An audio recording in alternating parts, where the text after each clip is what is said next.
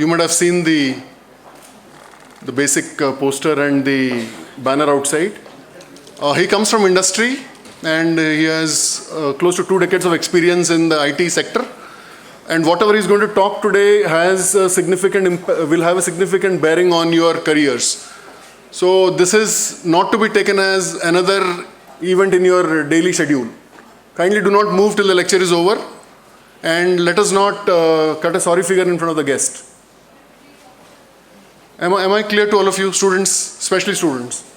Kindly do not move till the lecture is over, and do ask questions. You have a question answer? 10 minutes. You have a 10-minute time. So do ask questions in case you want to ask and clarify certain doubts. We request everyone to kindly settle up fast. We will be rolling down with the event soon. Kindly switch off your mobile phones. We would be playing a short clip of our Honorable Prime Minister Shri Narendra Modi on the launch of Amrit Kaal Vimarsh Development Dialogue Vikisit Bharat at 2047. साथियों, आप जिन education institute को represent करते हैं, वहां आपको देश की युवा ऊर्जा को इस एक लक्ष्य के लिए चैनलाइज करना है। आपके संस्थानों में आने वाला हर युवा कुछ न कुछ विशेषताओं के साथ आता है। उसके विचारों को, चाहे वो कितने भी विविध क्यों न हो, उन सबको विकसित भारत के निर्माण की धारा से जोड़ना है। मैं चाहूंगा कि आप सभी विकसित भारत @2047 के विजन में कंट्रीब्यूट करने के लिए अपने दायरे से बाहर जाकर भी सोचें, आउट ऑफ बॉक्स सोचें। देश के हर कॉलेज और यूनिवर्सिटी में अधिक से अधिक युवा इस अभियान में शामिल हो सके, इसके लिए भी आपको विशेष अभियान चलाना चाहिए, नेतृत्व करना चाहिए, सरल भाषा में चीजों को व्याख्यायित करना चाहिए। आज ही माय गॉव के अंदर विकसित भारत @2047 सेक्शन लॉन्च हुआ है। इसमें विकसित भारत के विजन के लिए आइडियाज का एक सेक्शन है, और क्योंकि आइडिया की शुरुआत ही आई से होती है, इसलिए इसमें ऐसे आइडिया चाहिए जिसमें वर्णन हो कि मैं स्वयं भी क्या कर सकता हूं।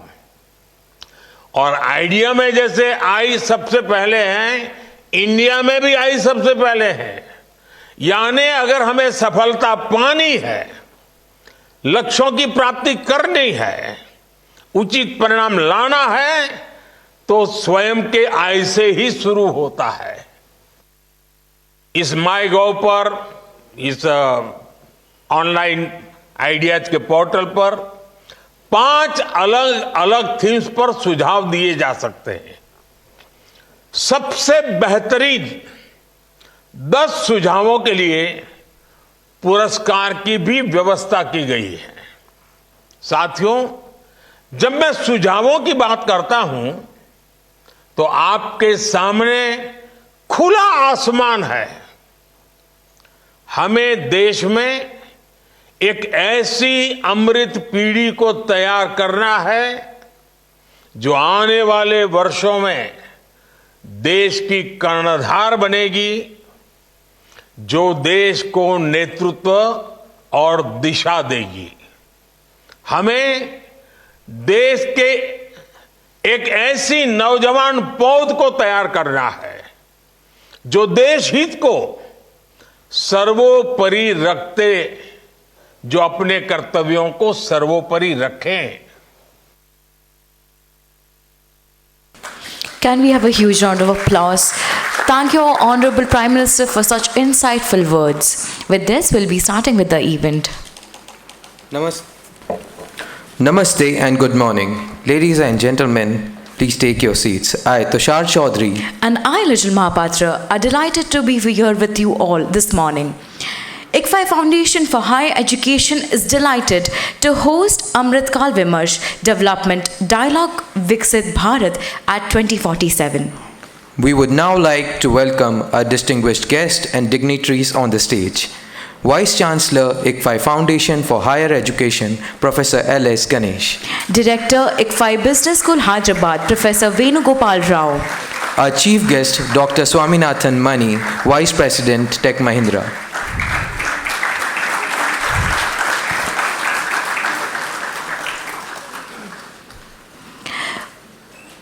We now request our Vice Chancellor, ICFAI Foundation for Higher Education, Professor L.S. Ganesh, Director, ICFAI Business School, Hyderabad, Professor Venugopal Rao, and our Chief Guest, Dr. Swaminathan Mani, Vice President, Tech Mahindra, to come forward for lighting the ceremonial lamp.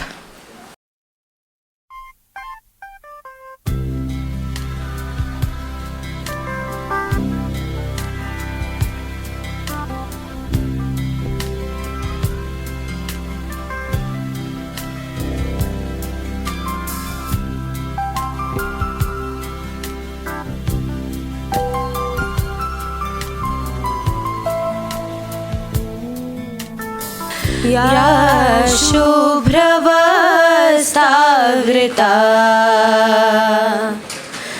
या वीणाभरदण्डमण्डितकरा या श्वेतपद्मासना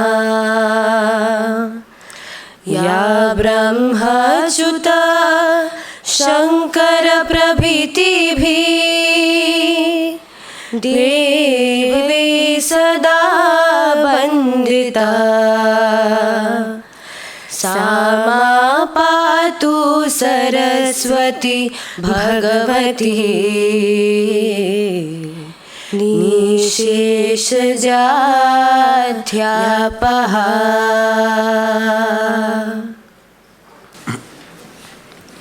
We would now like to request Professor Venugopal Rao, Director, ICFAI Business School, Hyderabad, to come onto the dais for the welcome address.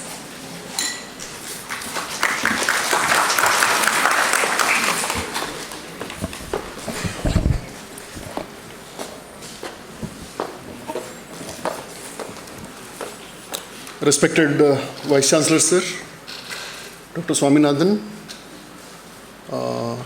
Director ICFAI Tech, Kaal Narayana Sir, Dr. Sai Baba, Deans, Directors, and my dear students and faculty colleagues.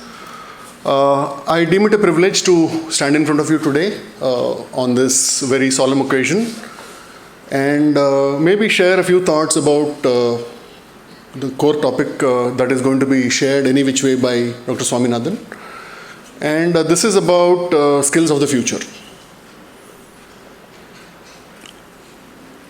In my view, this topic has a very big scope, and I think 1 hour will not be able to sufficiently capture the essence of the entire topic. And when I was listening to the initial remarks by the Prime Minister, it is not very surprising that he is trying to channelize the youth of this country in a direction that they should take and which will enable them to leverage the enormous opportunities that are going to be in front of you as you move forward in your careers. I'm sure as a business school student, most of you are excited for the opportunities that are opening up as a result of the tech revolution that is happening all around you. Maybe India, we are a little behind on the development curve, and technologically also we have a long mile to catch up with the changes that are taking place. But it is important that all of you know where you stand today and what is the requirement for future. And there is a wealth of information that is available on the web now. Anywhere you search, you will know what are the skills required by 2025, 2026. In fact, a whole literature has spawned on ChatGPT now. And it is not out of place for me to make it a mention now, despite the repetition and the nature of repetitiveness that I will convey to all of you now.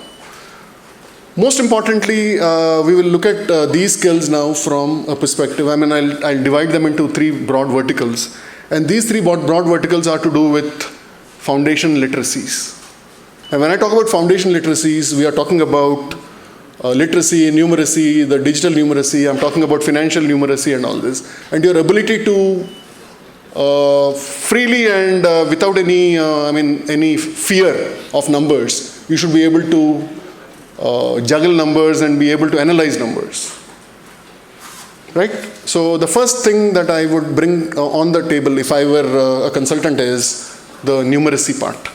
Second part I would look at is, the second vertical I would look at is the competencies that are required by students to approach the complex challenges that will be unfolding in front of you. Let me take a quick example to illustrate this now. All of you heard about Mercedes, right, as a car maker, as an automaker. It has a huge plant in Germany, Stuttgart. Traditional auto manufacturing was all about an assembly line approach where cars were very standardized. But today consumers, thanks to Industry 5.0, are asking what is called as customization, and it has reached fanatic levels of customization now. So how do you customize on an assembly line which was not prepared for it? Today, thanks to artificial intelligence and advanced robotics, and we are also talking about cobots now. We are talking about cobots now. We are not talking about robots now. We are talking cobots. Thanks to these technologies now, which are now spreading very fast in the Western world, today Mercedes customers can get the desired car of their choice. It may take a while, but they are getting it delivered to their doorstep the way they want it. And I'm looking at a population now that is in demand there, where you need these qualifications. And exactly that is where I'm trying to come in, where we are talking about competencies such as critical thinking and analytical thinking. We are talking about creativity and communication. We are talking about collaboration. And if these skills are not available in you, they are not possessed by you, I think we are not in the right picture there. And if you have to fit in the frame that is desired by these global recruiters now, I think it's high time that we do a thorough vetting of what we are, where we are, and then try to inculcate or imbibe these qualities in you and try to learn during the 2-year program or the 3-year UG program that you are in IBS campus. Finally, I would look at what is called as character qualities. As a global citizen, you will require these in big numbers, and there's nothing called an upper limit for these qualities. And what are these qualities that we are looking at? We are looking at things like curiosity. We are looking at initiative. We are looking at emotional intelligence. We are looking at cognitive flexibility. And these come under what is called as character qualities. So if you look at numeracy, you look at competencies, and we look at character qualities, all this put together will create an individual in you who will have the highest bargaining capacity in a market that is requiring these skills together. And these are the skills of the 21st century. No doubt, India has to become competitive by 2047 and be the third largest economy. It is people who are sitting in this audience, my dear students, who you need these qualities more than anybody. We will all be retiring very soon, and we will be off the radar any which way. It is you who have to take this mandate of this nation if we have to become the third largest country in terms of economy and the economic superpower as we want to be. May not be number 2, but at least number 3 we should reach by 2047. Number 2 also is not a distant goal, provided we are working together. So take these words of advice very seriously. These are not out of context at all, and these are not cliched either. And these are not because we stand here to speak for somebody. Even as the head of the institution, we also desire that each and every student who passes out of the portals of this college comes out with a meaningful job and a role that he or she will be happy with. And it is not very far off. 2024 is breathing down our neck now, and very soon 2030 will be on us. Do we possess these qualities? Do a thorough assessment, do a thorough audit of your own skill set, competencies and other characteristics that are important. And I'm sure the world will fall at your feet and say, please come to us. You should create that bargaining capacity. Nobody else can do it. I think the majority of the learning responsibility is on you. Unless you take it as your own responsibility and prove yourself, the market will not entertain you. Market will only absorb you when you do it yourself. And I'm sure there is a lot that you can learn from your peers, from your alumni who have passed out of this college and are doing extremely well. So without much ado, let me now hand it over to the speaker today, the next speaker. But I wish you all the very best for your exams that are on you now very soon, and your internships for which some of you are going to move on. But keep in mind, whatever happens today, I mean, Dr. Swaminathan will talk to you about the skills of the future. Kindly make a note as he delivers a talk, and I'm sure you will be an attentive audience. Thank you very much.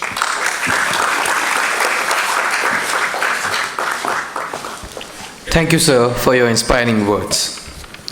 We would now like to request Professor L.S. Ganesh, Vice Chancellor, ICFAI Foundation for Higher Education, to come up to the dais for setting up the context of the event. Thank you, sir.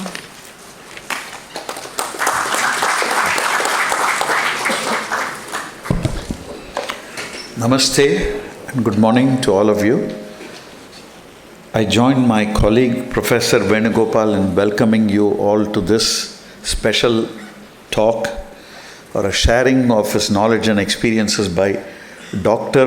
Swaminathan Mani. I said Doctor because he has 2 PhDs. Okay, so but the interesting part is we are all members of the club of doctors who don't cure, But that's okay. That's what we do. I'm also very happy to welcome Professor Kaal, the director of the ICFAI Tech. Sai Baba sir. Sir, please stand up. You should be. Sai Baba sir is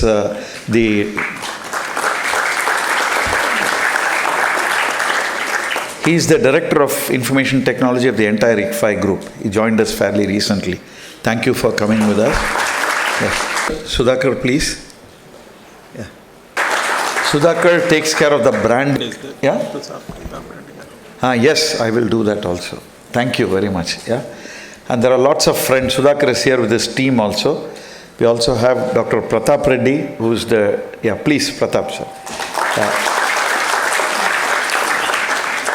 Pratap represents our law school, and we have as I agree with Benu, we have a long way to go. 2047 is about, we're already stepping into 2024, a few days later, and just be about 23 years away, or 23 and a half if you count 15th August, little more than 23 and a half.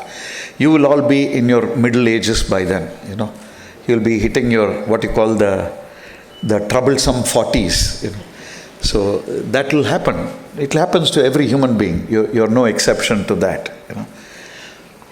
But the big debate that we all have to engage in is, certain facts which I will never tire of repeating those facts because they are facts. First fact is, our imagination is our limit. So if you don't imagine a future that is very desirable, do not blame the rest of the world for it, because it just means to that extent you have not contributed to the rest of the world, and therefore to yourself also. So don't forget, none of us can divorce ourselves from the rest of the world. Lonesomeness is not an option in our world today. Your intention is your limit. Intention is something only you will know, others will not know. It's in your mind. And that is why in our philosophical thought we have always believed that each one of us is our own best friend and each one of us is our own worst enemy. And the choice of whether you want the friend to win or the enemy to win is with us, actually. You have to make that choice. Others cannot make. Others can probably moderate it in some ways in the interactions. So know your limits. I'm also very happy to share with you, it's our constitution enshrines excellence as a fundamental duty of every citizen. It's a dharma for you. That's why I put in many places in our campus Article 51A, fundamental duties of citizens of India. And do not forget, our constitution is a dharma-based constitution. It is not a rights-based constitution. And the philosophy is very beautiful. It says, you deserve the right to claim your rights if and only if you perform your dharma. Otherwise, you don't have a right to claim your rights, which is logically correct, actually. Okay? Having told you that, the debate on what constitutes development is a very big debate that's happening throughout the world. It will continue, But there are some aspects which everybody agrees. They say human development is that state when we are in a position to do what we want, when we want, where we want, how we want. If you attain that status of existence, you say you're developed. But it has its own flip side, and you have to be very careful. Today, the 2 degrees centigrade challenge is a real challenge. Nobody can escape it. The climate change debate. It is real. You can't wish it away. You can't say it's not near me. Because you must understand, sooner or later, we are all going to be subject to natural forces. That's why wise men said, if you take care of nature, nature will take care of you. And human beings who think that they can control nature are worse than Satan, I can tell you that much. Because they are self-appointed idiots, actually. Because they don't realize the truth that we are part of nature. I'm sure Dr. Swaminathan is going to share a lot of very good content with you today, so that it will wake us up towards what should India be like in 2047. I'll just leave you with this question. You should answer with your conscience. We have all stated the mission of our country, which is enshrined in the preamble of our constitution, which is also placed in many locations in our campus. That's the mission of our country. You have to tell yourself, to what extent are we in pursuit of that mission? To what extent have we realized what we should realize? And as Robert Frost said, and there are miles to go before I sleep, miles to go before I sleep. God bless you all. Thank you very much.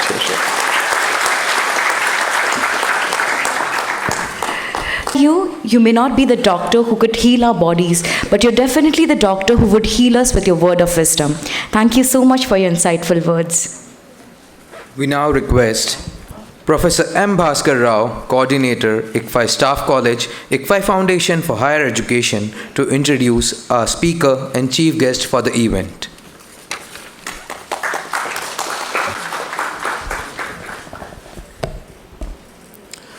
Good morning, everyone. Let me take this privilege of introducing the distinguished speaker for this morning. Dr. Swaminathan Mani has over 30 years of full-time work experience, predominantly in the Indian IT software services sector. Currently, he is Vice President, Corporate Strategy and Marketing for Tech Mahindra. He has been with Tech Mahindra for the past 15 years. It's actually his 16th year. But I think, please lend your ears. The person sitting in front of you is a person who you normally do not see, somebody who has got these credentials from industry. You will be surprised to hear what are his academic pursuits. Prior to this, working in Tech Mahindra, Dr. Swami worked in Wipro Technologies, Yes Technologies, Intelli Group, SCADA Systems, CMC Limited, EID Parry India Limited. Dr. Swami has rich educational background. He has done PG certificate program in senior management from Indian Institute of Management, Nagpur. The first one PhD in psychology from Lovely Professional University, another PhD in Management Renewable Energy from UPES Dehradun, MBA in Marketing and Systems from NIT Trichy, postgraduate degree in Psychology from University of Madras, postgraduate degree in Sociology from IGNOU New Delhi, a diploma in Counseling Psychology and Guidance from ANU Andhra Pradesh, and a BE honors degree from BITS Pilani. I think that's a huge amount of education that he has gone through, and I don't know, while working in corporates, how could you pursue so many degrees? And that's not enough. On top of it, he has completed about 150 Coursera certificate courses. 150.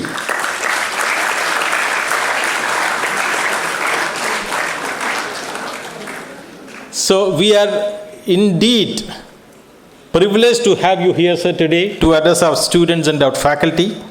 Not only that, he has published several papers in international peer-reviewed Scopus Index journals of repute and has been cited over 275 times, presented papers in leading conferences, written over a dozen book chapters.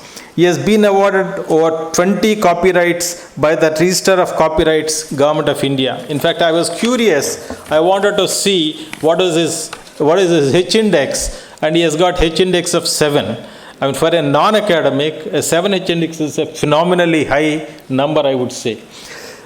He has been a reviewer for many international academic journals of leading publishers like the Emerald Publishing. Dr. Swami is a member of Board of Advisors for Modi University, Rajasthan, a member of Board of Studies for NIT Trichy, Tamil Nadu, Jindal Global Business School, Haryana, and a member of Curriculum Review Board as Industry Representative for LPU, Punjab. Dr. Swami specializes in the areas of work related to managing technology analysts, large deal advisors, alliance partners, and offering pursuit support. Thank you very much, sir. This is a very, very brief bio of yours, but I think put your hands together and welcome him.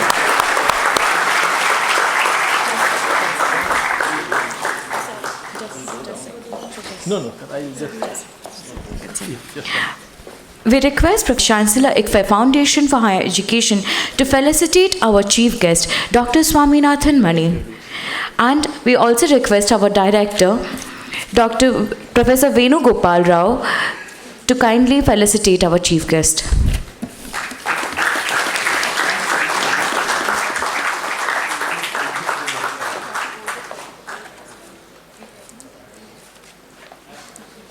Our chief guest, Dr. Swaminathan Mani, Vice President Tech Mahindra, to enlighten us on the topic skills needed for the future as a part of the Amrit Kaal Vimarsh Development Dialogue, Vikisit Bharat at 2047. I'm right behind you. Can you bring my presentation up, please? Talk about this topic, skills of the future, the new normal, topic close to my heart.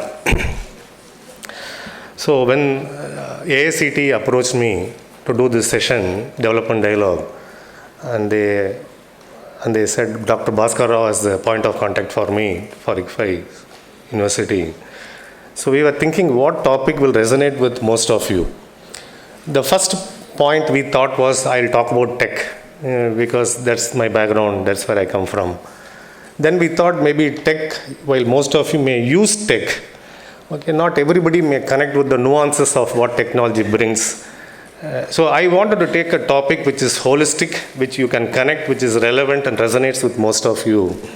And which is where I picked this topic, skills for the future. Okay, and this type of skills, it's fungible skills.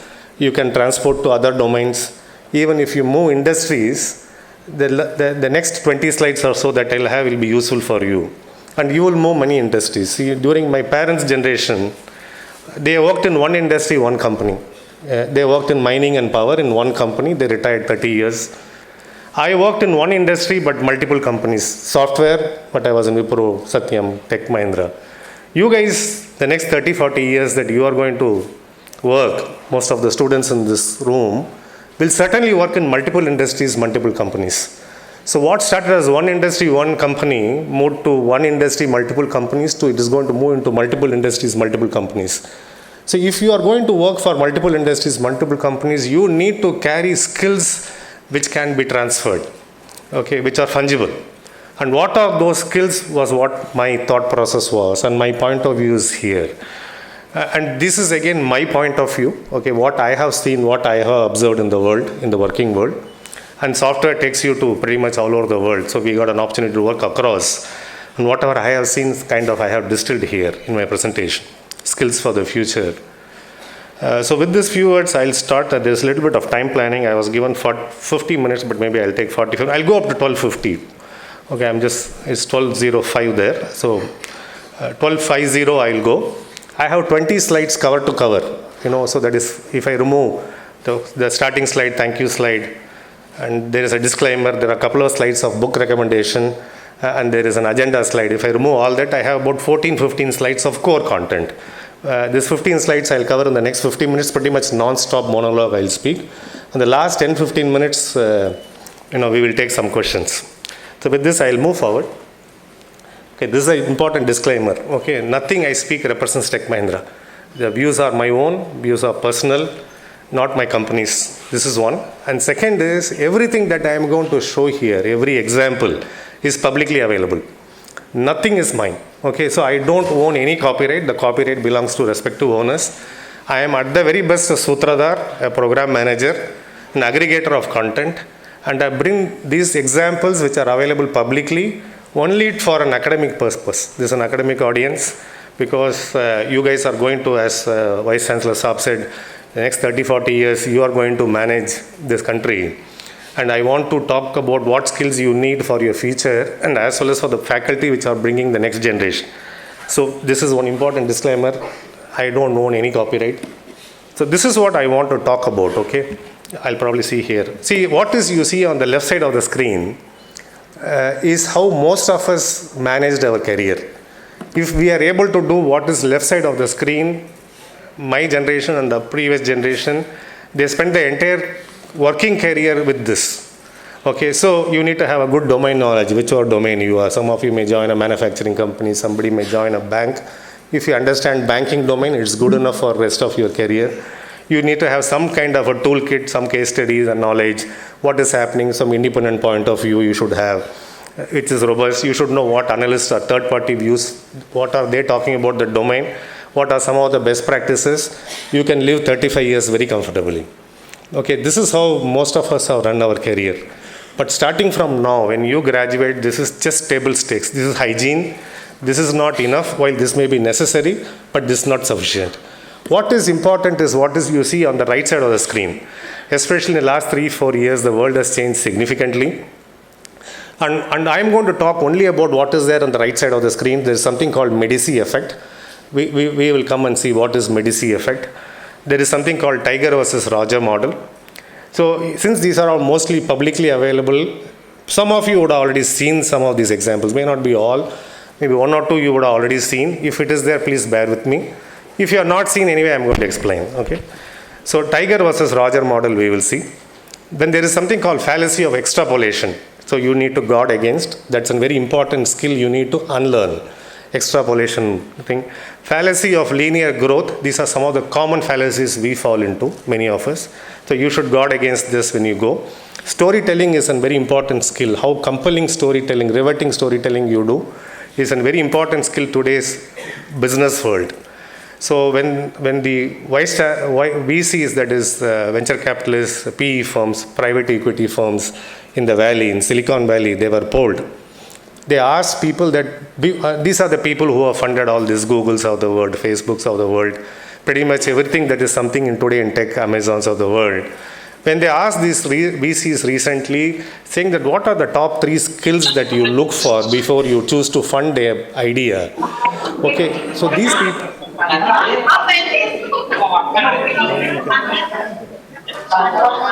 I think there is somebody on the line. You have to mute them. No, there's somebody in the venture capitalists were asked, what you look for before you fund an idea. So most of these firms said, we look for the management, we look for the quality of the idea, we look for scale, we look for XYZ. They gave their top 3. One thing that stood out common across all these firms were compelling storytelling of the founders. How riveting is your storytelling is going to fund you. not only VCs, even when you go to work in corporates and you are going to become managers somewhere, how good is your storytelling, how compelling it is going to get you funds. Okay, so we'll see one example of that. You have to start solving 17 camel problems. Okay, 17 camel problems, again, this is a very common thing. We will see what is 17 camel problems and what is expected out of you. How do you transfer ideas from other domains? Professor also mentioned. That is another thing. And then how do you use nudges and avoid bias? Nudge is a behavioral psychology concept. I'll give you some examples. So all these things have one slide. I think one of them may have 2 slides to explain my point. Okay, so this is very important thing. See, what happened is, once upon a time, one-trick pony worked good for industry. If you know certain skills, if you know programming, you could have lived 30 years in IT industry, not anymore. There is something called, today, the value creation and capture happens at intersection of domains. Okay, and this is very important for you, and you are in a very prime spot in ICFAI type of university, which is eclectic. It's just not only B school, they have law, they have engineering, they have social sciences, they are starting other parts of, they are starting with economics, also psychology will follow, I was told.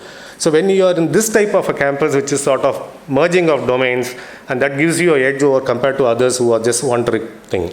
So what we are seeing, suppose you, and many of your professors can vouch for it, once upon a time, not so long ago, about 8-9 years ago, if you look at top journals in the world, okay, these are the top of the top journals, A-star and ABDC classified journals, Nature, Science, those type of journals, most of the papers will be single author paper written by one author, or if it is a multiple author paper, they are both from the same domain.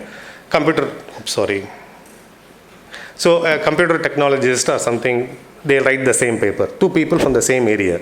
But if you see recently 3-4 years, rarely you see a single author paper. Every paper is by multiple authors.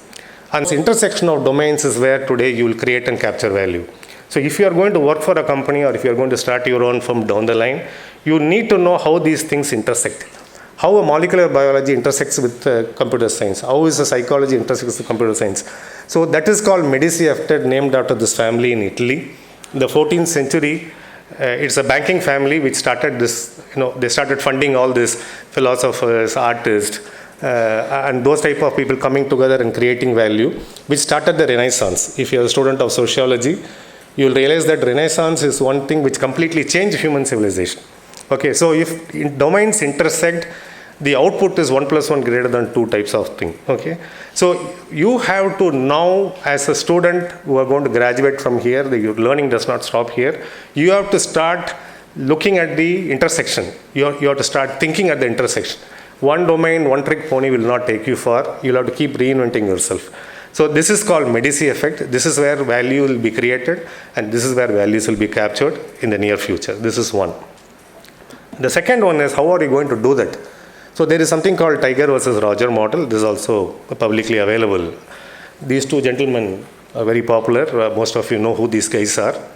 The left side of the screen is Tiger Woods. The right side of the screen is Roger Federer.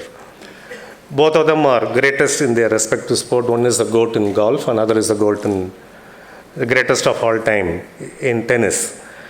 That's where the similarity ends. Their paths are very, very different. So let us take Tiger Woods. Tiger Woods was born to play golf.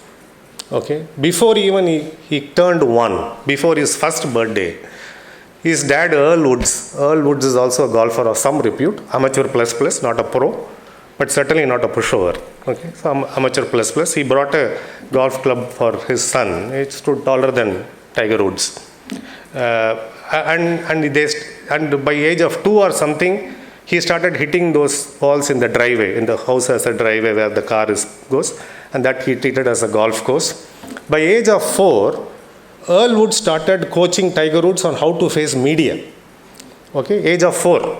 The guy could hardly speak, but Earl Woods used to act like a reporter, and Tiger Woods used to train him how to answer reporters crisply, sharp types. Okay, by age of 6 or so, he started dropping him in nearby golf course at 9 a.m. For 8 hours, this guy used to practice golf, Tiger. By age of 8, he started beating Earl Woods in golf. Earl Woods also not a pusher, as I told you. The son started beating father in golf at age of 8. So Earl Woods made a statement in a press saying that his son will be having bigger impact on the world than Mandela, Gandhi and Buddha. That was what he said, a statement. Of course, humility is not one of his strengths, I can say that much. But it was probably close to that. After that, what happened? This guy was winning championship after championship. He became the greatest golfer this world has seen. If you leave his personal thing aside, if you are only talking about his golf skills, this guy was simply the greatest the world has seen. So this is what is very popular in the media. This is called 10,000 rules for excellence. So people say that if you practice 1,000 hours every year for 10 years, 10,000 hours, you will become the greatest in that chosen field. This happens in music, this happens in art, this happens of course in sports, this happens in corporate world, academic world. This is the most popular notion in the media. You practice 10,000 hours in any skill, you will become the greatest, whether it is chess player, Polgar sisters. You Google Polgar sisters, you will know. But this is only half the story. Okay, and this is not the full story. There is also a Federer way of excellence. So how did Federer start? Federer started playing squash with his father. Okay, tennis was not his first option. Squash.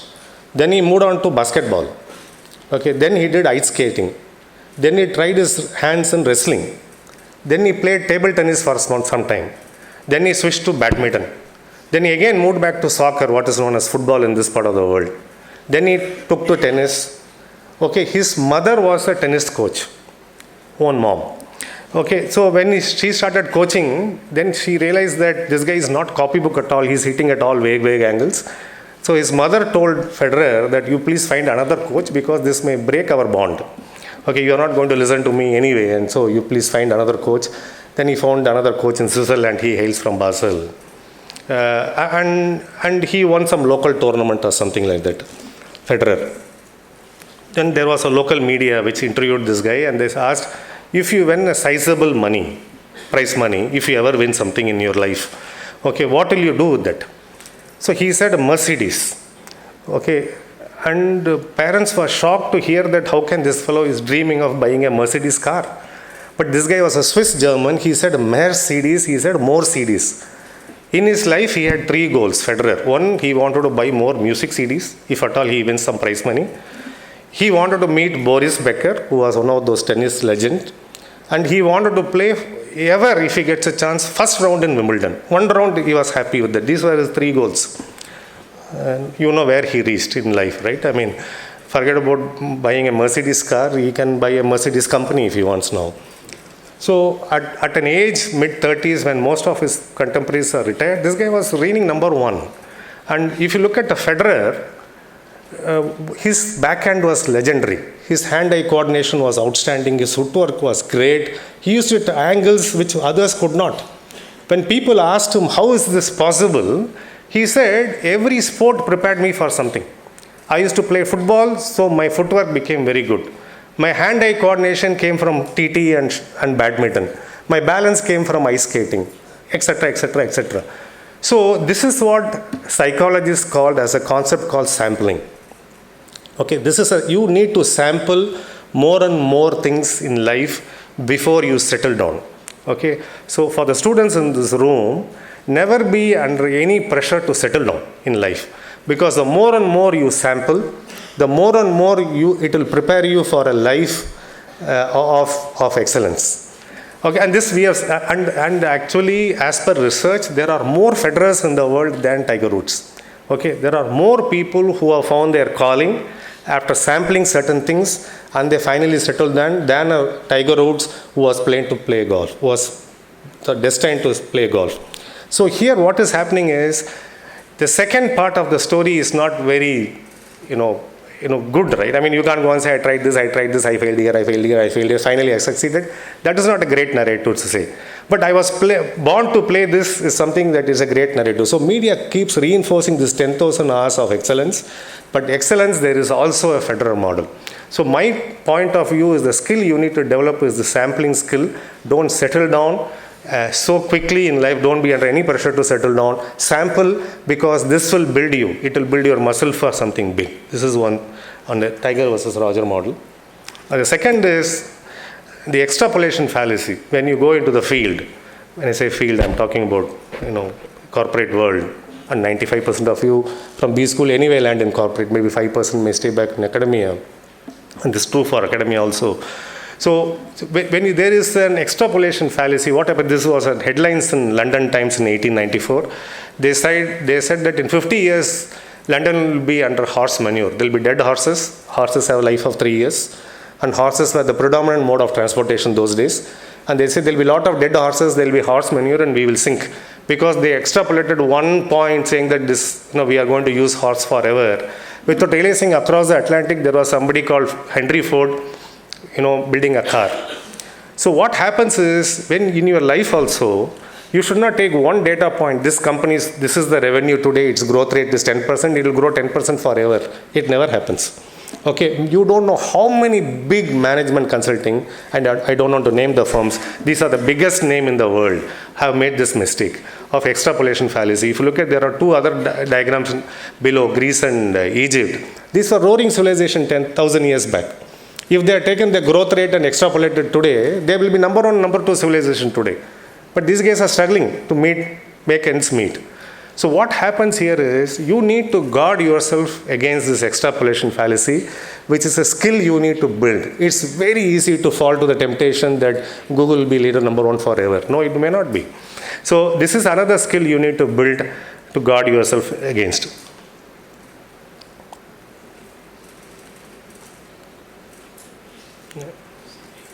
I need to click OK. Just to extend this linear fallacy problem, this is again, this I took from somebody's lecture. So this is Fifth Avenue, New York City, 1900. This is Easter Day parade, what you see. So if you've been to New York City, there's a straight line which connects Manhattan. Wherever eyes can see, you can see. Okay, so Easter Day parade happens in Fifth Avenue. If you look at it, full of horses, there is no car. There's one car. I mean, I can't see it, but the person says there is one car in that thing. New York City, Easter Day parade, all horses, one car. Okay, if you look at 13 years later, same venue, Fifth Avenue, New York City, Easter Day parade, same time. Where is the horse? There is no horse. It's all cars. So what has happened is, in 13 years, in a time so ancient, 120 years back, the transportation flipped. Okay. And at that time, there were four major moving parts. One, US was building the transportation industry, automobile industry. It was building roads for those cars. It was building the oil industry to fuel those cars and preparing to fight World War I. In a time so ancient, when so massive moving parts happening, the transportation flipped in 13 years. Okay, imagine if you are a manager of a horse barn or something in 1908, and if you had extrapolated this one linear fallacy of growth forever, where will you be in 1913? You will be with dead inventory, isn't it? So usually what happens when I do this presentation in a smaller setting, I'm just looking at time. So when I do 20-30 people, I'll ask this question, and I'll ask for people to respond. But in an audience of maybe 200, it becomes very difficult, unwieldy. So I'll ask the question and I'll answer myself. Okay, the answers I used to hear. If you're standing here, you take 1 meter step 30 times. Okay, linearly, where will you reach? The answer is 30 meters. Maybe I'll reach end of the corridor or something. If I take 1 meter steps 30 times linearly. Okay, then the question again is, if I take the same thing but in exponential manner, 30 times, where will I reach? What does your gut feel say? So what is exponential? First step is 2 meters. Second step is 4 meters. Third is 8 meters. Then fourth is 16 meters. Then fifth one is 32 meters. And I ask people, what does your gut say? Where will you reach? So people say, okay, 800 meters, 600 meters, 1000 meters. 1000 meters is the kilometer. So 1000 meters may be, end of this road or whatever. So if I take linearly 30 meters, end of the corridor. If I take exponentially, then it is maybe end of this campus. But actually, you are wrong by most of them. This is the number I get. 1000 meters I get, 800 meters I get. Very rarely I have got beyond 1000 meters. This is just a multiplication by 2. It's not a test of your math. All of us can multiply by 2. But what does your gut say? The gut says 1000 meters. But actually, if you take exponentially 30 times, it is a billion meters, 100 crore meters. It is a million kilometers. You will not reach end of the road. You can go to the moon and come back and still have some change left. You can go around the earth 25 times. Okay, and still they'll be having changes. Why is this so important, apart from sort of waking some of you up? This calculation is because there is a concept called S-curve. Technology disruption always happens in S-curve. Okay, and here what happens, when it starts initially, this is linear. Up to 11% it is linear. You'll reach end of the corridor. Okay, so 11% to 88%, it is exponential growth. You can go to the moon and come back. And then sort of it tapers. So if you are going to be a strategist, if you are going to go to corporate, irrespective of anything you do, it need not be tech world. It can be automobile also. It can be a manufacturing company. So when you are in this area of S-curve, this is where you will get it spectacularly wrong. Okay, you will not get it wrong by 2x or 3x. You will be getting it wrong by 1000x. Okay, so guarding yourself that you can be spectacularly wrong itself is the first skill. Self-awareness is a big skill. So who are got this wrong? Okay, and you can see some of the greatest names in the world got this S-curve wrong. So if you, this is not a negative about them. This is the gods themselves can get it wrong. We are ordinary mortals. Okay, that is what. So Steve Ballmer said, iPhone has no market. iPhone will not sell when it hit the world in 2007. Okay, I think this comment came, 2007. An iPhone came. Steve Ballmer, that time CEO of Microsoft. Microsoft has only 3 CEOs so far. One was Bill Gates, second is Ballmer, third is a guy from this city, Hyderabad. Okay, so when Steve Ballmer, with these guys have tremendous access to management consulting, research, insights, how can they get it so wrong? Today, 95% of the profits in mobile business is with Apple. 95% of profits globally. And that is the company they wanted to write off. S-curve. Spectacularly wrong. Okay, second, if you look at it, Bloomberg said, Nokia and Motorola have nothing to fear. They are going to rule the world. The minute they made the statement, they sank. Okay, Forbes put this guy, Nokia CEO, on the cover and said he's unbeatable. They don't exist. And then the last one is even bigger. Bill Gates, of course, he's the god of technology. He said internet has no future. Few people will use internet. So the point here is that it's not a commentary, the narrative is not on there, anything negative against them, even they can get this wrong. So your skill for the future is to buffer yourself, saying that where you can get wrong and in a factor unimaginable is an important skill you need to know. So this is an important skill. Okay, the next one is, we spoke about storytelling, and this is a real story. You can Google and read later. So a car which is allergic to vanilla ice cream. Okay, the car that you see is General Motors car. Model is Pontiac model. Okay, Pontiac is number 2. Cadillac is the top of the line. It is a premium segment, Cadillac. Pontiac is number 2. Then the mass segment comes Chevrolet and others. So the president of Pontiac division got this letter from a customer. So he said, I recently bought your Pontiac car. And we as a family have the tradition of eating ice cream after dinner. Okay, so when we go and have any other flavor, strawberry, chocolate, butterscotch, and we come and start, the car starts. So when we go and have vanilla ice cream, the car is not starting. Okay, your car is allergic to vanilla ice cream. This is what he said. And he said, I don't blame you because this is the second time I'm writing to you. You must have thrashed my first letter because it looks silly, right? I'm car allergic to vanilla ice cream. So, but this is real. The second time the president gets curious and he sends one of the best engineers saying that you please go and check this out. The engineer, very smart guy like you, see, first protest saying that what is this car allergic to vanilla ice cream? And US is known for, the guy must be insane, I may be going to rough neighborhood, I may get hurt. So the guy was having 2 assumptions, I'm going to go to rough neighborhood and I'm going to meet an insane guy.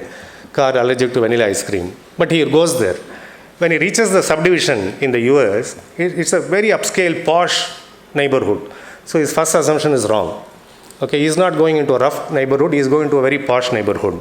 So when he rings the bell or something, very suave-looking gentleman opens the door, very polished, very suave, very articulate. He ushers him in, gives him a cup of coffee or something.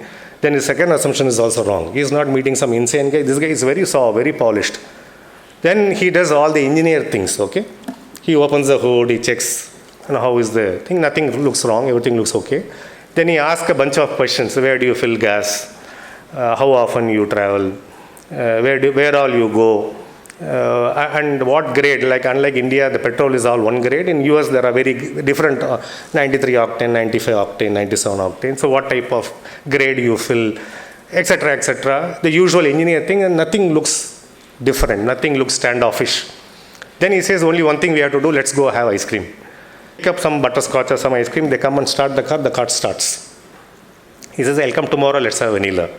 Next day he comes and he has vanilla ice cream, the car does not start. So now this guy is zapped, okay, so what's going on here? So he then says, let me go inside the store. Maybe the answer or the tip is inside the store. So in the same store, this guy has ice cream. So when he goes inside the store, the engineer realizes that the vanilla is the most popular flavor in the store. So they keep it very close to the door, very close to the checkout. You go, you get the vanilla flavor, and you can check out and come and get into the car. All other flavors are across the aisle. You have to walk across the store.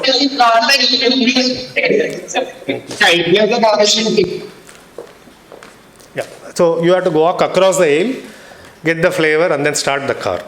So what it gives is, it gives additional time for the engine to cool and the vapor lock to work. That additional time of walking across the aisle. If you are closer to the door, it does not give that engine sufficient time to cool and the vapor lock to work. So GM had the greatest recall of the cars to fix the vapor lock. So when you go into the field, your customers will talk vanilla ice cream language. Okay, can you connect that to vapor lock is your skill. It's a very important skill that you have to build. And the bigger point I want to make is, I could have told the same story very technically. Okay, GM had this car which had issue with vapor lock. An engineer was sent, he identified the problem, he fixed it. Tomorrow morning you won't remember the story. But 10 years down the line, if you're sitting in some room and somebody comes and says, you know that, hey, a car which is allergic to vanilla ice cream, there is a very good chance that you may not remember that this is General Motors car. Almost certain that you won't remember this is Pontiac model, but you'll remember the contours of the story. Okay, that is how powerful the storytelling is. Okay, time immemorial, our human civilization has progressed with stories. Okay, our epics are all stories, Ramayana, Mahabharata, or all the woods, Tollywood, Hollywood, everything is storytelling. Your jingles, your ads are storytelling. Your plays, dramas, everything is storytelling. We have grown as a civilization by connecting with stories. So your ability to tell a riveting story is a skill which even the Valley puts a premium on. So if you are going to start a company and you are going to go to a VC, your ability to have a story which is powerful enough to kick off the emotions is very important. There's another thing, they say the king dies and the queen dies. This is one story. The king dies and the queen dies of grief. Same story. When people are asked which one you'll remember, they remember the second one. But all logic, all theory says they should remember the first one. The story is same. The king is dying and the queen is dying next. But first one is fact, second one is emotion. She died of grief. So anything when the message is same, one thing which is a lesser number of words should be remembered. But in this case, even though the words, there are a couple of words more, in the second one people remember. So storytelling is a skill that you have to build. So if you have, like me, engineering background and B school background, you must get into this art, social science type of courses if there are electives available, because your ability to tell a story is going to be a skill which is bankable in future. Okay, it's pretty much right brain stuff. So this is and there is a book called 7 Basic Plots by a guy called Christopher Booker. Guy is UK guy. So the lingo is Victorian, English, UK English. So those of you who have been used to US English will find this little heavy. You'll have to plow through. But a very good book on 7 basic plots. According to him, there are 7 basic plots. Rags to riches is one story. Most of the Bollywood movies are rags to riches. David versus Goliath is a story. The underdog story. Voyage is there, quest is there, tragedy, comedy, rebirth. These are all various genre of stories. So you can have a combo also. So according to him, these basic plots you need to understand. So buy this book.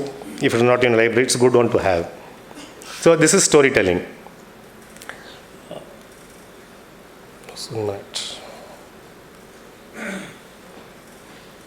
Maybe I'll do this. What's going up back? What's going okay. How do you solve 17 camel problem? In my presentation, this is the only thing which is fable. Okay, this is the only thing which is not a real life incident.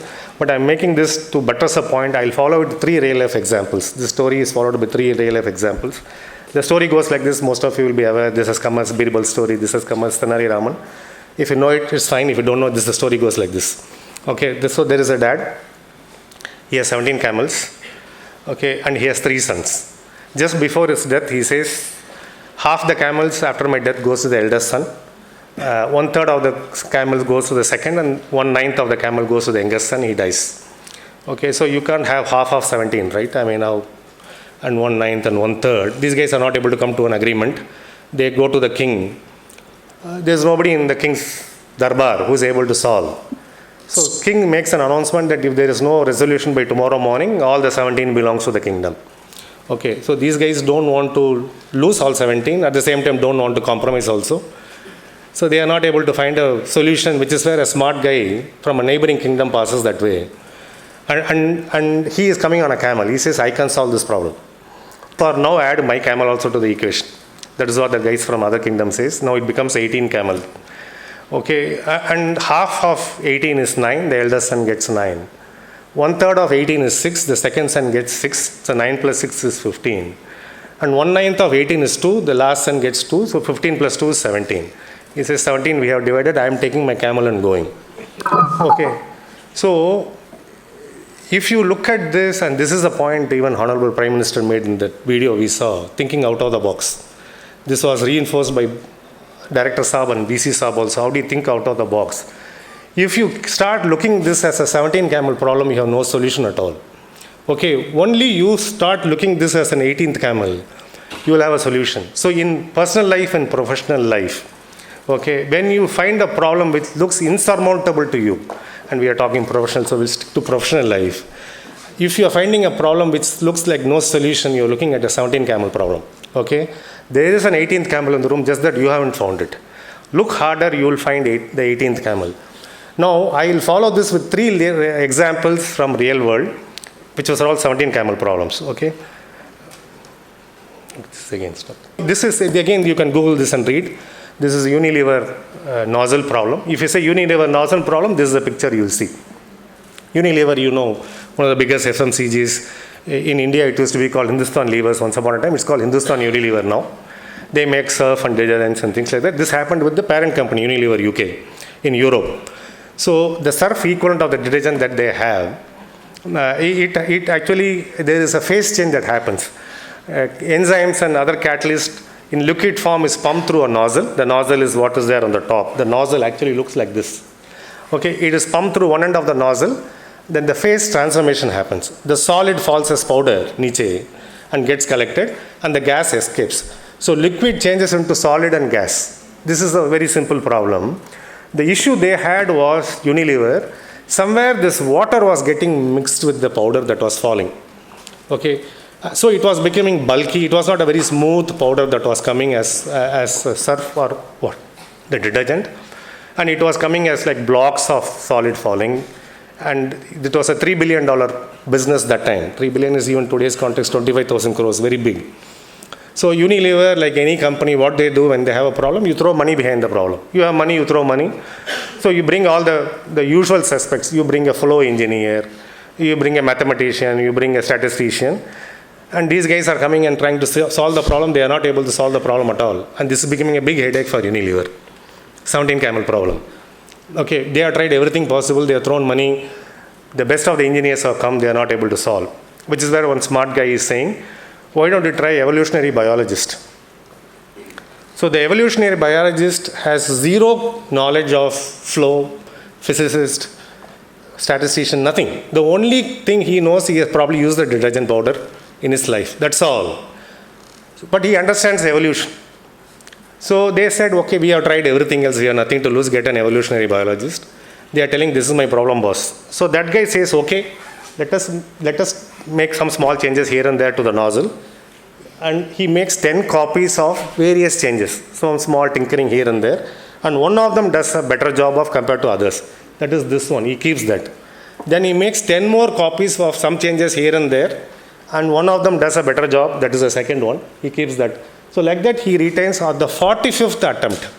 Okay, 45 times he has tried 10 each. Okay, he reaches this kind of a configuration with no flow engineer statistician is able to come with any mathematical modeling. It is clearly trial and error evolution. Okay, so with this type of a weird looking size compared to what was very different, the guy is able to achieve 100% accuracy in terms of the flow separation, the state changes. So evolutionary biologist was the 18th camel in the room. Okay, so 17 camel problem solved with an evolutionary biologist, the most unlikely candidate to solve this problem. This is one example, real life. You can again Google and read. This is a case study. And the second one is, see this start off. It gets stuck every time I move. Okay, yeah. No, back. Yeah. So these are two more examples of 17 camel problems in real life. This is NASA. NASA had this problem of solar particle storms. SPS is a big headache because it is nuclear property. It will pulverize people anywhere close. Okay, so NASA could not explore beyond International Space Station. They want to explore the space simply because SPS is unpredictable. They could not solve this problem at all, and they have access to best of the engineers, right? ISRO and other European Space Agency also collaborate. For 30 years, they tried, 30 years, 3 decades. They could not solve this problem. They are not able to predict when the SPS will occur. So if they are able to predict, then they can guard their astronauts or whatever. They can send some manned mission outside of International Space Station. They could not. So then somebody said, let's crowdsource this. So there was a lot of pushback from NASA engineers saying that, see, we are the best in the world in this room because we have collaboration with others who are best in this technology, space exploration. If we are not able to solve this problem, how can any Aam Aadmi going to solve this? But 30 years of failure, they said, why don't you put this up? They crowdsourced the idea. In 3 months, there is a radio engineer called Bruce Cragin. He is a radio engineer. It has nothing to do with space. He was able to come up with a model which predicted solar particle storms 24 hours in advance, 1 day in advance, which was enough for NASA to take cover. 3 months. What could not happen in 30 years? So Bruce Cragin was the 18th camel in the room. A radio engineer, nothing to do with space, nothing to do with rockets. So when we come up with a problem in life, as a matter of speaking, we say, this is no big deal, this is not rocket science. As a manner of speaking, if somebody is having a math problem, we say, this is not rocket science. As a manner of speaking, we say, but this is rocket science, in the truest sense of word. And that was solved by someone who was an 18th camel in the room. So 30 years later, they found the 18th camel. You should be able to solve this kind of a problem. When you move across industries, start thinking. And the last one about the 18th camel problem is this Exxon Valdez oil spill off Alaska coast. Millions of barrels of oil spilled, destroying corals, destroying fish, colonies of fish, schools of fish, and local. And it was very bad press for Exxon. It's a $1 billion company. Very, very big acting. After Walmart, this must be the biggest company in the world. I'm not sure of the number, but it must be something atrociously large. So they tried everything to suck out oil. They could suck out most of them, but some 30,000 tons they could not suck out. It is to coagulate with the water, and they are not able to suck anything out. 20 years they tried. Some of the best drilling engineers, best civil engineers, they could not do this. Which is when they again crowdsourced the idea. They said, let's put it up. And there is another guy who used to be a construction engineer. This guy is also not a full-time construction. This guy is a part-time construction. This guy used to pump concrete for building high-rise. And he used to add some chemicals, have a slightly different type of a motor so that the concrete does not solidify when it's going to. So that guy made small changes to the machine, and that sucked out 30,000 tons of oil which was there off Alaska coast. 18th camel. So John Davis was the 18th camel here. It's a 17 camel problem. So you will face situations, you may not face a NASA type of in your life, right? Maybe extremely rare. You may face much smaller problems, which looks insurmountable. If you think out of the box, which is a point that we heard before also, you will be able to come up with a thing. And I want to move into the next. How do your ability to transfer ideas from other domains is going to decide whether next 40 years you are going to be successful or not. No longer one domain is going to be sufficient for most of you. So here is one example. There is a guy called George Boole. Those of you who have math background would have heard this Boolean algebra. Okay, so this guy was actually a philosophy professor. So many years ago, he came up with this idea that the philosophical problems can be solved using stage gates of 1 and 0. Okay, then you can mathematically model it. Once you have a philosophical problem 1 and 2, is it okay? Is it safe? Is it? No. Right. So, if you model that philosophical problems as 1-0 stage gate, you can solve them, and then he died. 75 years after 75 years after that, nobody heard about him except that very close philosophy professors. Some esoteric philosophy professors who used to know about George Bull, others nobody heard about him. So there used to be a guy called Claude Shannon, who was an engineering student in University of Michigan. And as part of it's a compulsory for them to take a paper which is outside their domain. You should take an elective which is not part of your engineering. So he took this philosophy paper, and there he got introduced to this George Bull. There is something coming in. Yeah. So he learnt about this Boolean algebra, and he kind of cleared that philosophy course, and then he also pretty much almost forgot about this Boolean algebra before he interned for AT&T.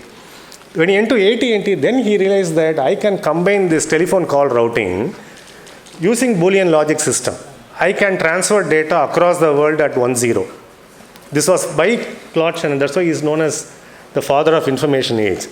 Just because this guy was able to transfer an idea from philosophy into engineering. Okay, today we are even having this type of an industry, tech industry, storage industry, computer science. Everything came because of this one finding.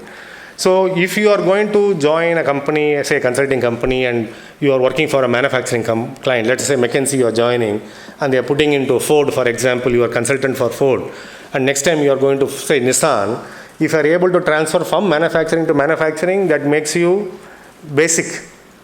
If you are able to transfer ideas from manufacturing to retail, let us say next customer is retail for you, JC Penney or something like that. If you are able to transfer ideas from manufacturing to retail domain, that makes you a good consultant. Good. Okay, but what makes you great is, can you transfer from domains unrelated? Psychology, molecular biology, sociology, anthropology. So that is what makes you the biggest. Okay, and that is where the intersection of domain, that's where I started my presentation, Medici effect matters a lot. That is where the future is going to go. Your ability to transfer ideas from across domain is going to make you very highly, put a premium on your skills. That's the skills for the future. Okay, so I'll keep moving. I think I'm cognizant of time. Maybe I'll end the next 5 minutes or so. So this is those of you here, you will not be able to read it. This is not an auditorium friendly slide, but I'll voice over for you. So there is a concept called nudge. Okay, this is a behavioral psychology concept. You please Google and read. It's very important. One, you need to know this concept. One, to use it. Second, to guard yourself against. Okay, so this is a real life scenario. Economist.com came up with this subscription thing. Okay, so when they subscribe, they said if you want to subscribe to economics.com, online only. The second one is, if you do online press print, if you also want us to courier the print copy, it is $125. These are only two subscriptions they had. Only online plus print. So 68% of the people took online only, 32% took online plus print combo. Then something very smart one, they said they introduced in the second one something in between. The first and third is what is first and second Uber. Okay, so online only is $59, online plus print is $125. They inserted something in between called print only is $125. So there are three things. Online is $59, print only is $125, online plus print is $125. Practically no difference from what is on the top and bottom. So if people are thinking rationally, this should also be 68% and 32% because there is practically no change. And nobody took the center one. 0% took center one, right? So this should have no impact at all. They should have been 68 and 32%. But actually, if you see, it's flipped, 16 and 84%. They moved significant amount of people to choose a $125 subscription, not $59. Why it should happen? Because nobody chose the middle one, which is 0%. This is called a decoy option. Okay, it is kept to fool you. Okay, it is kept to nudge you to move into the next bracket, which is what they wanted. So this is a behavioral psychology concept. There are a lot more concepts. I'll have one more slide covering, but there are a lot more. Given the cognizance of time, I'll not have time to cover a lot. So that is a very important concept. There are a lot more nudges that are available. Nudges are used for smoking cessation these days, for higher saving, for organ donation. There are many things people use nudge. Governments across the world. There are very many nudges. How to use nudge in your real life, in your corporate world is an important skill that you need to build. There are 3 books I am giving you. One is Daniel Kahneman's. Daniel Kahneman is one of the god of behavioral psychology, won Nobel Prize for this work. And the next one is called Nudge by Professor Richard Taylor and Sunstein. Can you please? Yeah, so they also won Nobel Prize very recently for Nudge. The book is also called Nudge, so please buy that book, very inexpensive, available on Amazon. The third one is Predictively Irrational. There is a guy called Dan Ariely, Predictively Irrational. Most likely the next Nobel laureate will be Dan Ariely. There is going to be a very, very good, outstanding professor of psychology. So these 3 books are very good books to understand nudge. I just want you to see that book, yeah, Dan Ariely's lecture. So this is a nudge book, and you should understand these behavioral psychology concepts for you to move on. Okay, this one is not moving. Yeah. So I pick only 2 examples from here, not all 4. So let us look at the second. Don't read the second. There's something called asymmetric dominance or decoy.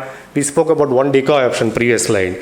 So I'll give it an example, easy to explain with an example what is asymmetric dominance or decoy. Let us say I'm a real estate agent, okay, and I'm showing you some houses to buy. I'm showing you one house which is a flat roof. The next house I'm showing you is a sloping roof. Okay, both are good. You like both the houses, you're not able to make which one to buy. But I get a bigger commission in sloping roof, and I want to nudge you to buy sloping roof. What I will do is I will show you the third house with a broken sloping roof. It's a sloping roof but slightly broken. Now, you are able to make a comparison between a good sloping roof and a broken sloping roof. Earlier, you could not. So, showing you deliberately a broken sloping roof is a nudge from my side to make you choose a sloping roof, because I get a better commission. That's called asymmetric dominance, okay, decoy. Compromise effect, again, I'll give an example, easy to explain with an example. This has been done, several researchers have done, they have done it with popcorn, they have done it with soft drinks.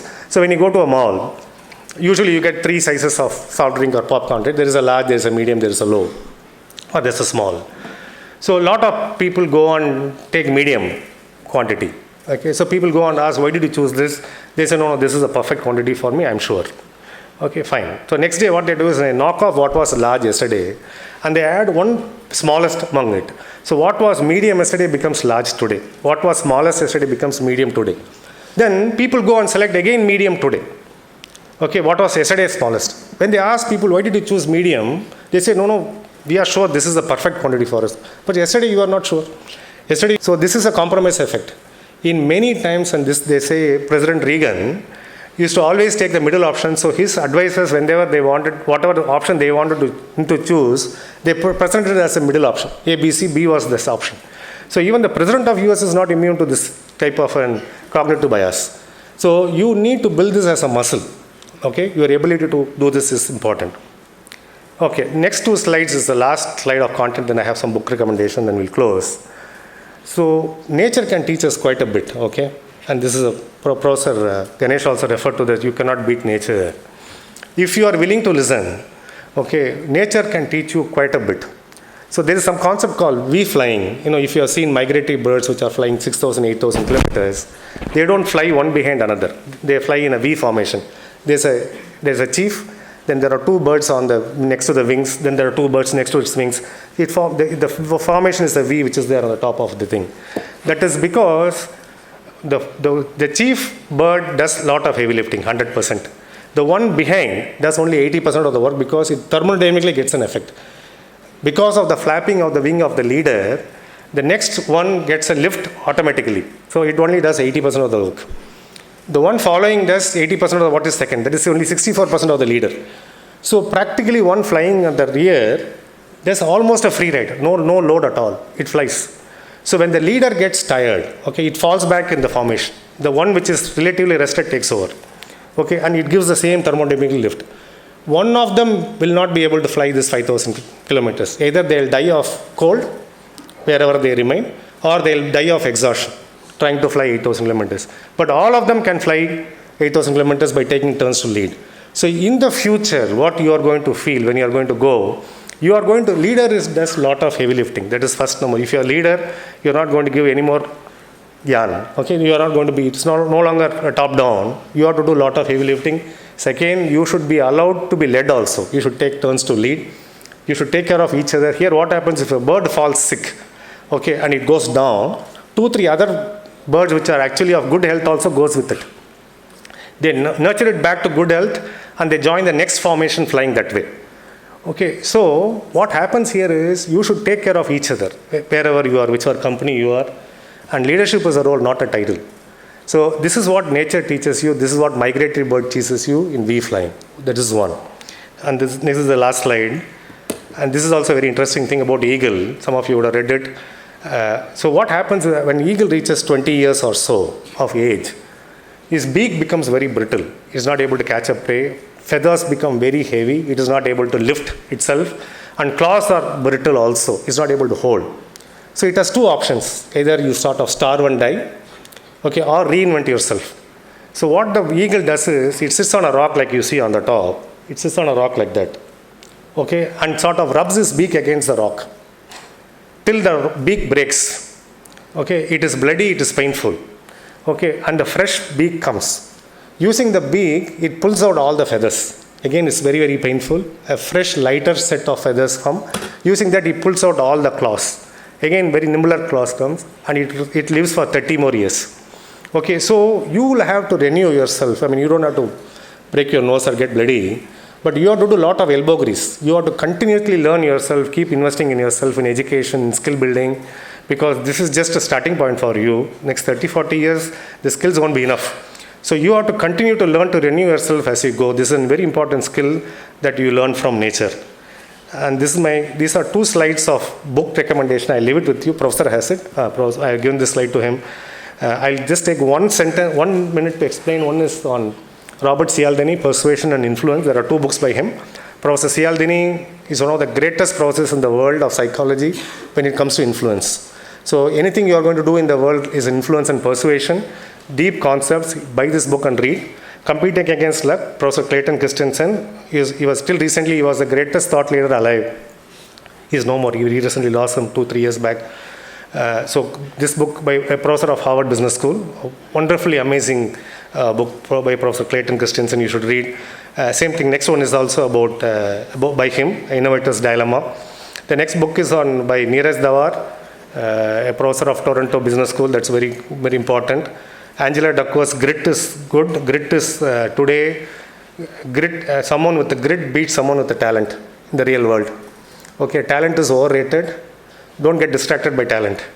Grit beats talent 100 out of 100 times, not 99 out of 100. In real world, in corporate world, a person who is gritty, passion plus perseverance, will beat somebody with talent.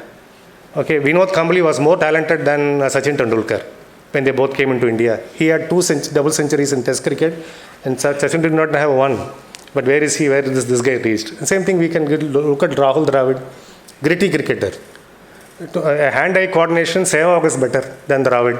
A wristy play, Lakshman was better than Dravid. When it comes to solid technique, it was Tendulkar who was better than Dravid. When it comes to timing of the ball, Ganguly was better than Dravid. When it comes to brutal hitting, power hitting, Dhoni was better. Dhoni was far superior, but this guy had such a spectacular success as a cricketer and a career in Test cricket because of being gritty. So Angela Duckworth, professor in Wharton, University of UPenn, University of Pennsylvania, very, very good book you please buy. Bias for Action by Sumatra Ghoshal. Professor Sumatra Ghoshal, one of the big from Desi professors, well known in the world. A very good book on, this is also another good book on strategy. You please look. David Epstein's Range. This Tiger versus Roger model is from this book. A couple of other books. One is Flow. If you have to buy only one book from all that I recommended, this is a book you should buy, Flow. Okay, Professor Mihai Csikszentmihalyi. It's a very weird pronunciation, but this is how you have to say, Mihai Csikszentmihalyi. One of the greatest psychologists alive. How do you achieve flow in your work? When you are in a state of flow, the time stops around you. Okay, you lose track of time. You are so immersed in work The joy of doing work itself is a reward. You're not doing for a salary or for anything. So how do you achieve the state is this flow by this book, Me Hai Chicks and Me Hai. Robert Cialdini, The Persuasion. The couple of others, Sid Field's screenplay. This is an important book on storytelling. Every Hollywood movie that has come in the last 50 years, every Hollywood movie has used this book as their inspiration. Sid Field. So on storytelling, this is a good book. There are others that you have. I'm cognizant of time. I'll stop. This is my last slide. I'll tell you why I came here and what I wanted to accomplish. So when I spoke to Professor Dr. Bhaskar Rao and said we will talk about the skills for the future, then I said whatever is on the left side of the screen is pretty obvious, well known, repeated. Also people sort of get this in wherever institutions they are. Analytical thinking, domain knowledge, things like that. But that is not going to be enough for the future because this theme of the conference is futuristic. This development dialogue is 2047. So if you are going to look at 2047, 23 years away, somebody said it's far off, but it looks very close to me because when I came to the city in 1998, first day I called up I came to work for a company called CMC Limited. It was now TCS, that time it was Sarkari. Next day I called my father and my parents and said, hey, this city sucks. I may come back in 1 month. I can't stay in the city more. That was 25 years ago. Okay, it looks as if I had this conversation only yesterday, but 25 years has passed. If the time passes that quickly, you are looking at 2047 very, very soon. Okay, so 2047 doesn't look very long away. So if the development dialogue is going to be the theme of this conference, and my point of view is the skills that is available today to you may not be sufficient for 2047. So if this is not sufficient, then what is sufficient? What is needed is the question I ask, and what is on the right side of the screen is what is needed. I spoke about Medici effect, intersection of domains. The value creation and capture will happen only at the intersection of domain. You should start looking at the intersection of domain. Tiger versus Roger model, I said, how do you sample various things? Then we spoke about fallacy of extrapolation and linear growth. Then we spoke about storytelling, the car which is allergic to vanilla ice cream. Your ability to solve 17 camel problems. We saw 3 real-life examples. Unilever was one, NASA, Exxon. Then transferring ideas from other domain, philosophy to engineering. Then how do you use nudges and avoid bias? And I also gave some book recommendation. So on a capsule form, I thought I live with this you. What I wanted to accomplish is at least get you thinking, and sort of there is something beyond what you have learned. And you should start looking your wider canvas, which will keep you in good stead, is what I thought I will share with you. I'll pause here to take questions. If they are short and sharp, maybe 2 questions we can take. Yeah, anyone, sir? Yeah. So, Professor Sanjay, yeah.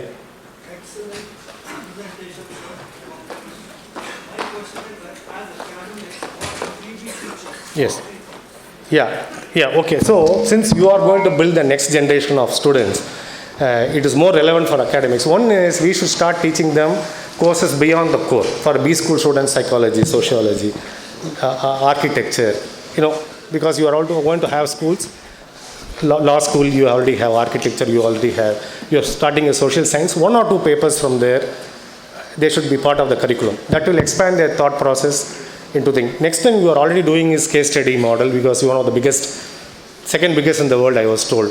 So more and more case study way of teaching will help them to appreciate the real world. As much as project, ask them to do real life projects also. If they go into some of the companies, then they will do it. These are top 3. You ask for 3, they should be. Yeah, one more question, then possibly it's already one. Like previously you have mentioned that transfer of idea from one domain to another domain. Yeah. So you have mentioned the idea of Boolean algebra and with that example. So expanding to that concept, my question is currently Tech Mahindra is working on the metaverse gamification and the cloud sports platform that will help in sports algorithm. So this transfer of ideas from games to the and adding it to the technical skills for sports analytics, how it will be used in the future? Okay, so this is a very specific TechM question, but I'll take only, this is the only TechM question I'm answering, or a technology question. See, there are a lot of things. How do you build stickiness? If you see stickiness, there has to be a challenge. The challenge has to be slightly beyond your skill. Okay, otherwise it's boring. Okay, second, there should be some sort of a reward. Okay, gaming wise. Third is there are various levels. Okay, so if you do basic, then your basic plus plus, then intermediate. That's the third one. Okay, and the reward has to be variable. It should not be predictable. You can't predict every 3 times, then there is no reward. So it has to be variable reward. You will get now, the next 10 times you will not get. So when you use, and there is a leaderboard. So there is a bragging right. Hey, I am the leader in this. So if you transfer these 5 ideas I told, okay, from a gamification, then you will build a stickiness. Metaverse is basically a stickiness concept. How do I hook you, and how do I keep you in my zone, right? Because people are saying it's going to be 30 billion industry very soon. So if I have to hold you there, these are some of the areas which will build stickiness. So this games analogy is perfectly right to get into the DNA of this. Last one. One last he's asking. Yeah, please go ahead. Yeah, one last question, please. Mike, please. Sir, here. Yeah. So first of all, it was a very immersive experience. We started with the first slide and came back to the first one. I was particularly I had a question regarding the Medici effect. So sir, as for if I speak about our generation, we are surrounded by 1,000 data points. We have to check our Instagram reels. We have to know what is going around the entire globe, and we also need to know about 20 to 30 different industries what is going on. Sir, if I had to ask about a regular practice, apart from newspapers, what can we do to take in that data point and contribute to that immersive learning? Yeah, so this is a very heavy question, but I'll answer. See, it's not an easy answer. If that was then people would have cracked it. So how you are going to do, there are various people who have various ways of doing it. So one way is, you please do a lot of internship in various domains, okay? That will give you some idea of what is happening. Okay, number one. Number two is keep yourself open to learning outside of your comfort zone. See, it's very easy to do math courses, very easy to do engineering courses if that is your background. No, you should not. You should go. So today, the head of Nissan R&D Global, she is not a PhD in automobile. She is not a PhD in computers. She is a PhD in anthropology.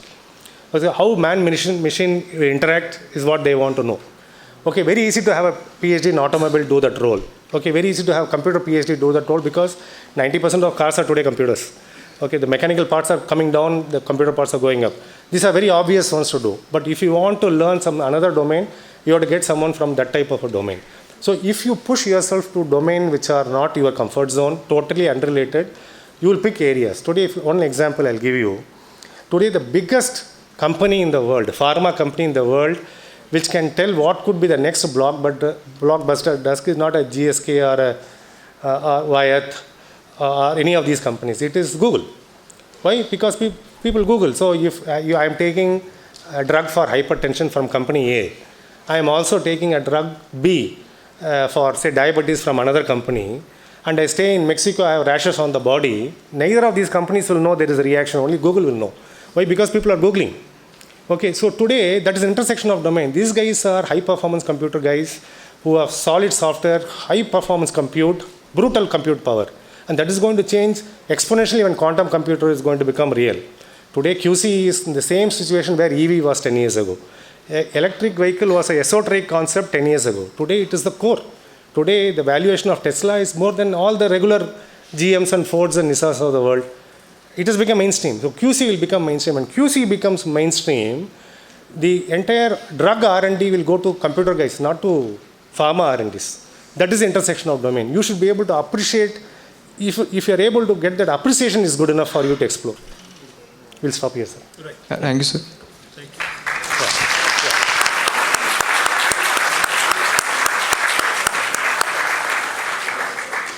Thank you, sir. Thank you. Can we have a huge round of applause? With your beautiful words, sir, I feel each one of us have taken some valuable insight and will develop on our skill set.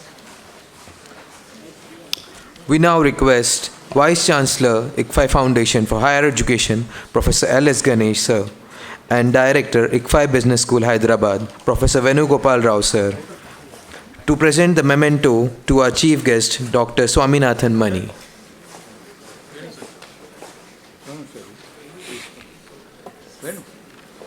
We request our director to kindly come up to the stage to present the memento. Yeah, fantastic. Thank you.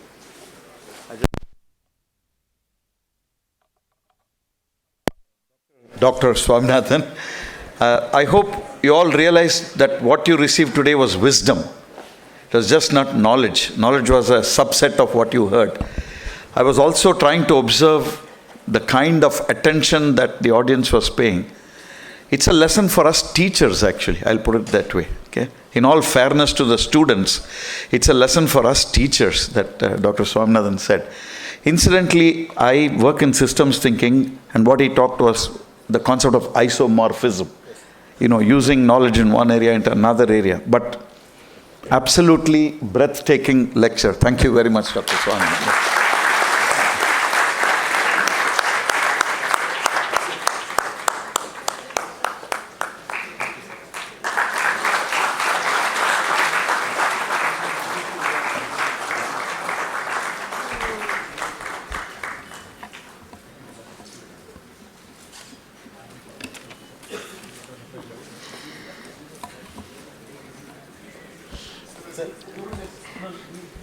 We kindly request you to take your seat, sir.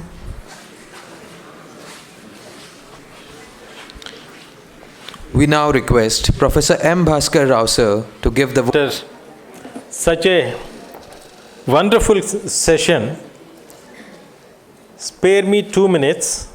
Let me do the honors of thanking all the people who are involved in this, and then we are all going to head for our lunch. Well, my dear friends, when the deliberations were going on, I was just reflecting on my college days. Those were the days when Datta Samanta was the union leader, George Fernandez was the union leader. We were thinking about what will be the next biggest strike, which will be grounded to zero because of these big, powerful leaders and all.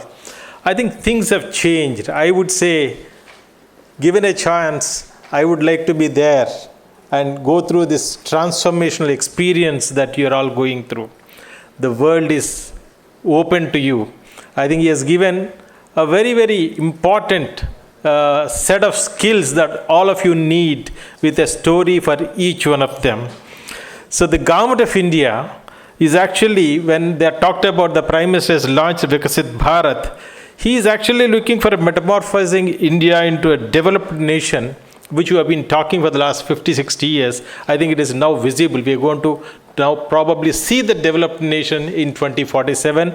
And as Dr. Swami said, it's not very far. And you are a part of that story.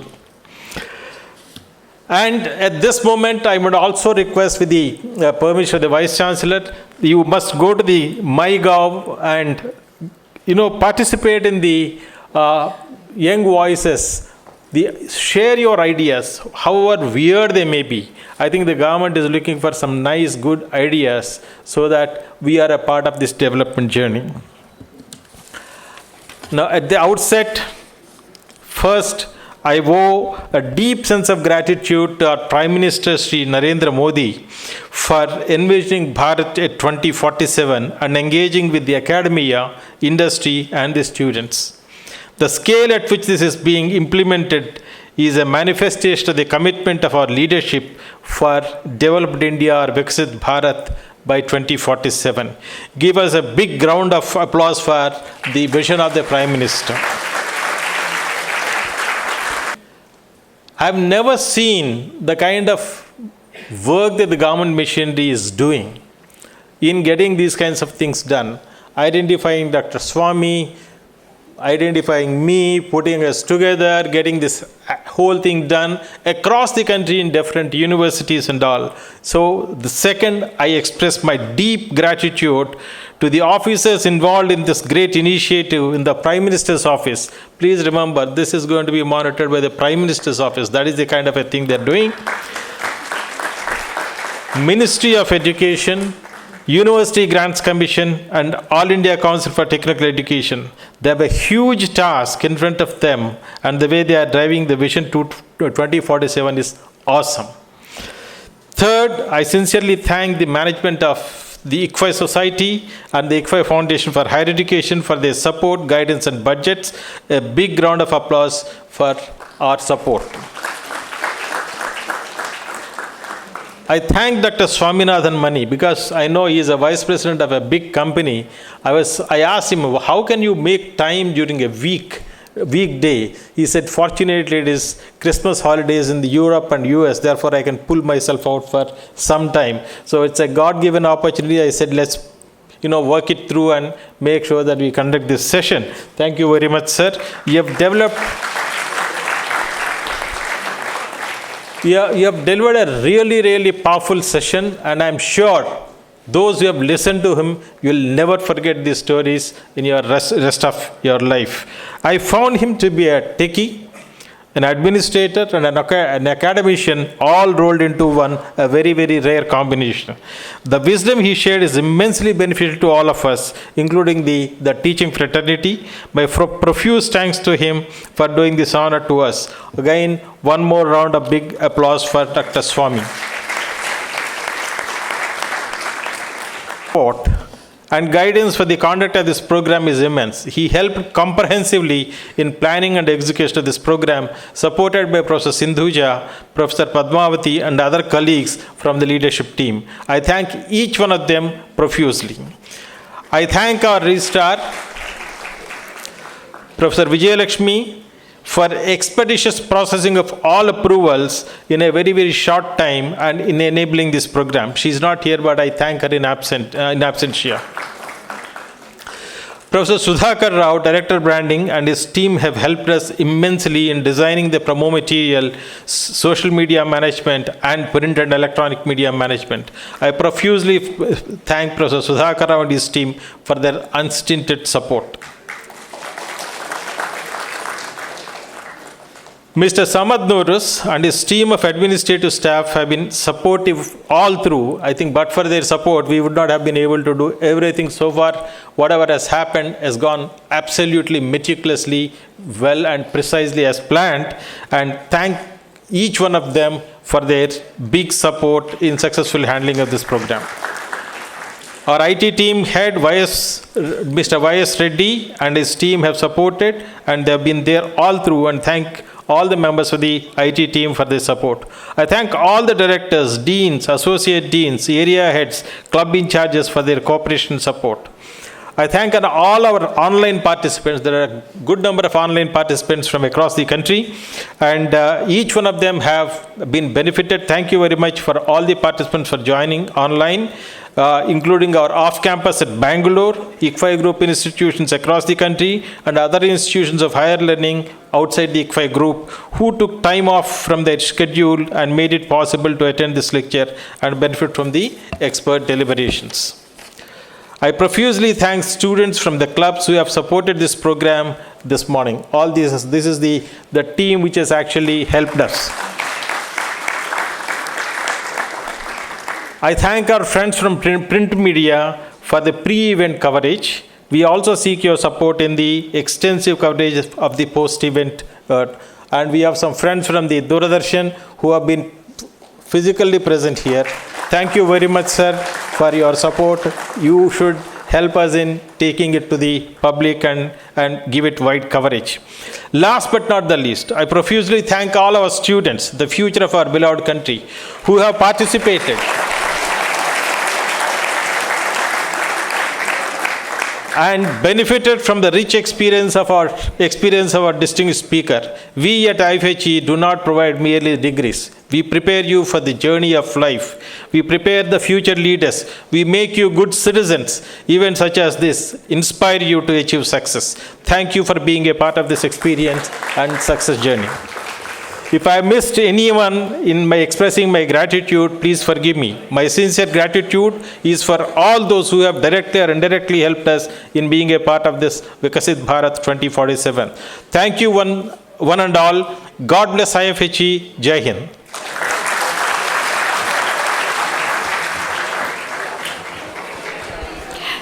kindly take your seats.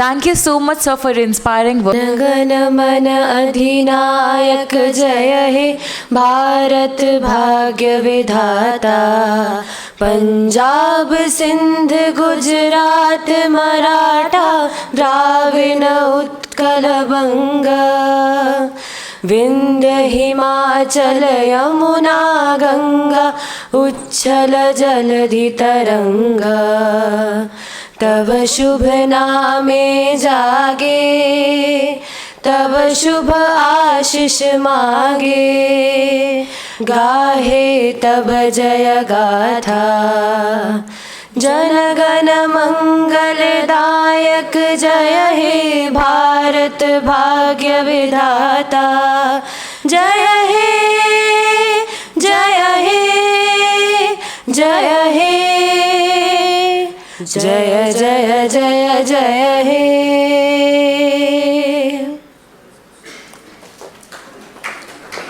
For a good group photograph. Ladies and gentlemen, we request everyone to stay back for a group photograph.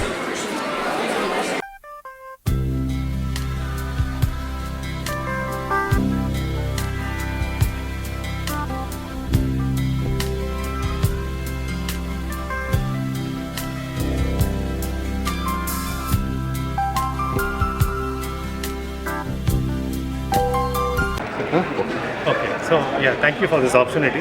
This is a great initiative by the Prime Minister's Office in collaboration with Ministry of Education, AICTE, to inspire young minds to build themselves first to make a very developed nation in 2047. I had this opportunity to talk to IFHE in Hyderabad, and I was very impressed by the energy of the students and faculty I saw here. And I want to thank PMO and everybody involved in the ministry for this initiative, because by doing this across the world, we are finding up the imagination for the next generation, which is going to be the future of this country. A wonderful opportunity and great initiative. Thank you once again. Okay, no? My name is L.S. Ganesh. I'm the Vice Chancellor of the ICFAI Foundation for Higher Education in Hyderabad. I'm really happy to share some views on the initiative of the Government of India, Vikisit Bharat at 2047. I believe this is a very unique initiative by any nation, and especially a developing nation like our country. 2047 is some years away, but it is high time we all work together to understand that India should become a world leader, what you call as a thought leader and a practice leader in many fields. In terms of global competitiveness, we are somewhere in the middle of the lot. And I think our country deserves to be one of the real leaders in terms of global competitiveness across all fields, especially with technology, having some of the finest technology brains. This initiative is very important. What is more important is not the person or persons who started it, but the persons who are going to sustain it, which is the youth of India, and this initiative is oriented completely towards them. And the connection with the educational institutions is massive. I would say this is one of the finest initiatives in post-independence India. And we thank all the people, all the thinkers, and all the people who are involved with this initiative. And all the best to all of us. Thank you. I just need a representative. My name is Kaal. 1 second. I'm a first year MBA student studying at ICFAI Business School. So it was a pleasure listening to Doctor, and we got a future approach how to deal with domains, because the competition is continuously rising and we need to have an approach, depth about how to proceed, where to proceed. Specifically people coming from small towns, they don't have a guide to how to go forward in life. So this was definitely insightful, and it gave me a breach about how to move forward in life. Thank you. This session was nothing but informative, and it was just a reminder to us that how the business world is going to be in the coming years, and what all skills that we require as business students to cope up with those changes and be effective in the business. Thank you.